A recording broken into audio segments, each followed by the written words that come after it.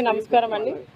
ఈరోజు మరి మిథున్ రెడ్డి గారి మీద ఏవైతే మద్యమ కేసులు బనాయించి ఆయన అరెస్ట్ చూపించారో ఇది అక్రమ కేసు, అన్యాయంగా ఆయన మీద బనాయించారని చెప్పి మా వైసీపీ నాయకులం అందరం కూడా తీవ్రంగా దీన్ని ఖండిస్తున్నాం.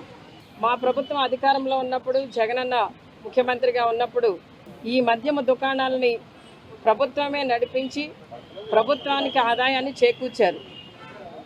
ఆ రోజున మరి ఆ విధంగా నడిచిన ఈ మద్యమ షాపులు మరి వాటిలో ఈ రోజున స్కామ్ జరిగిందని చెప్పి లేనిపోని నిందలన్నీ కూడా మా ఎంపీ మిథున్ రెడ్డి గారి మీద మోపి ఆయన్ని ఈ విధంగా మరి జైలు పాలు చేయడం అనేది నిజంగా మరి మేమందరం కూడా బాధపడుతూ మరి మేమంతా ఆయన పక్షాన నిలబడుతూ ఆయనకు సపోర్ట్గా ఉండడం జరిగింది.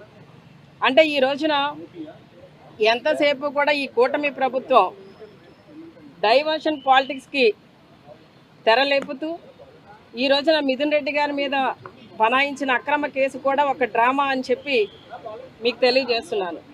అంటే గతంలో మా ప్రభుత్వం అధికారంలో ఉన్నప్పుడు మేము ఎటువంటి డిస్టిలరీకి కూడా పర్మిషన్స్ ఇవ్వలేదు. మా ప్రభుత్వం అధికారంలో ఉన్నప్పుడే మేము మద్యం దుకాణాలని 30% తగ్గించడం జరిగింది. మా ప్రభుత్వం అధికారంలో ఉన్నప్పుడే బెల్ట్ షాపులన్నింటినీ కూడా రద్దు చేయడం జరిగింది. అంటే మేము మద్యాన్ని నియంత్రించడం జరిగింది.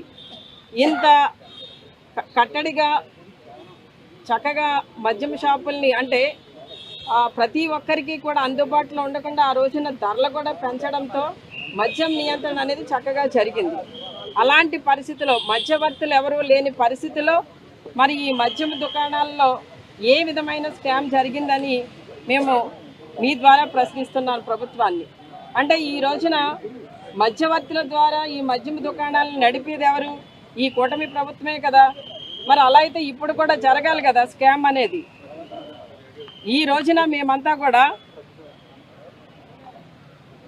ఈ ఏదైతే మిథున్ రెడ్డి గారిని అరెస్ట్ చూపించారో, ఆయన మీద అక్రమ కేసులు ఏవైతే బనాయించారో ఇవన్నీ కూడా డైవర్షన్ పాలిటిక్స్కి మాత్రమే తప్ప ఈ రోజున వాళ్ళకి ఇచ్చే హామీలు ఏమీ నెరవేర్చలేని పరిస్థితిలో ఉన్నారు. కాబట్టి రోజుకొక డ్రామాకి తెరలేపుతున్నారు. అంతకుమించి ఇక్కడ అక్రమాలు జరిగింది కానీ మిథున్ రెడ్డి గారు ఏదో స్కాములు చేసేసారు అన్నది కానీ ఏదీ లేదు. ఈ రోజున మిథున్ రెడ్డి గారిని ఇంత దారుణంగా అక్రమంగా అరెస్ట్ చేసి ప్రతిపక్ష నోరులు నొక్కే కార్యక్రమము ఇవాళ ఆంధ్రప్రదేశ్ ప్రభుత్వం చేస్తూ ఉంది. ఇవాళ జగనన్న వారియర్స్ మేమంతా కూడా ఖచ్చితంగా మీరు ఎన్ని అరెస్టులు చేసినా ఏం చేసినా ఎక్కడా కూడా వెనికేది లేదు, జడిసేది లేదు. ఇవాళ ఖచ్చితంగా మేమంతా కూడా పోరాడతాము. మిథున్ రెడ్డి గారికి బాసటగా ఆంధ్రప్రదేశ్ వ్యాప్తంగా వైఎస్ఆర్సీపీ ప్రతి ఒక్క శ్రేణి కూడా నడుము కట్టి ముందుకు ఉన్నామని ఈ సందర్భంగా తెలియపరుస్తూ ఇవాళ ఆంధ్రప్రదేశ్ రాష్ట్రంలో జరిగేది ఇప్పుడు జరుగుతా ఉంది స్కామ్. గత ప్రభుత్వంలో చంద్రబాబు నాయుడు గారు ముఖ్యమంత్రి కింద ఉన్నప్పుడు డిస్టిలరీస్ కి ప్రివిలేజ్ ఫీ అనేది తగ్గించారు.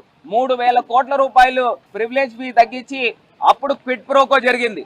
మళ్ళీ ఇప్పుడు సిండికేట్లతో ఏ రకంగా వ్యవహారం చేస్తూ ఉన్నారు. గతంలో లిక్కర్ సేల్స్ గణనీయంగా తగ్గింది, లిక్కర్ అమ్మకాలు గణనీయంగా తగ్గింది, రెవెన్యూ గణనీయంగా పెరిగింది. మరి ఇంత ఈ రకంగా జరిగినప్పుడు స్కామ్ ఏ రకంగా జరిగింది? ఒక్క డిస్టిలరీకైనా పర్మిషన్ ఇచ్చామా? గతంలో చంద్రబాబు నాయుడు గారు కేవలం కొన్ని హ్యాండ్ పిక్ డిస్టిలరీలకు పర్మిషన్లు ఇచ్చి అక్కడి నుంచి స్కాములు జరిగినాయి. కానీ ఇప్పుడు మా ప్రభుత్వంలో గతంలో చంద్రబాబు నాయుడు గారు దిగిపోయే టైంకి 16,600 కోట్ల రూపాయలు సంవత్సరానికి ఆదాయం ఉంటే జగన్మోహన్ రెడ్డి గారు దిగిపోయే టైంకి 24,700 కోట్ల రూపాయల ఆదాయం పెరిగింది. 25,000 కోట్ల రూపాయల ఆదాయం పెరిగినప్పుడు అసలు గవర్నమెంట్ ఎక్స్చెక్కర్ కి సుమారుగా 1,000 కోట్ల రూపాయల ఆదాయం పెరిగినప్పుడు స్కామ్ అని మీరు ఏ రకంగా అంటారని అడుగుతా ఉన్నాం. ఇది కేవలం కక్షపూరితంగా జరిగింది. గతంలో స్కిల్ డెవలప్మెంట్ స్కామ్ జరిగినప్పుడు 370 కోట్ల రూపాయలు గవర్నమెంట్ ఎక్స్చెక్కర్ నుంచి నేరుగా డిజైన్ టెక్ కంపెనీకి పంపించారు. ఇవాళ ఎక్కడ జరిగిందని అడుగుతా ఉన్నాం. ఇది పూర్తిగా కక్ష సాధింపు జరుగుతా ఉంది. ఖచ్చితంగా న్యాయ పోరాటాలపైన మాకు నమ్మకం ఉంది. న్యాయ పోరాటం చేస్తాము. ప్రతి వైఎస్ఆర్సీపీ శ్రేణి కూడా మిథున్ అన్నకి అండగా బాసటగా నిలబడతామని ఈ సందర్భంగా తెలియపరుస్తున్నాం.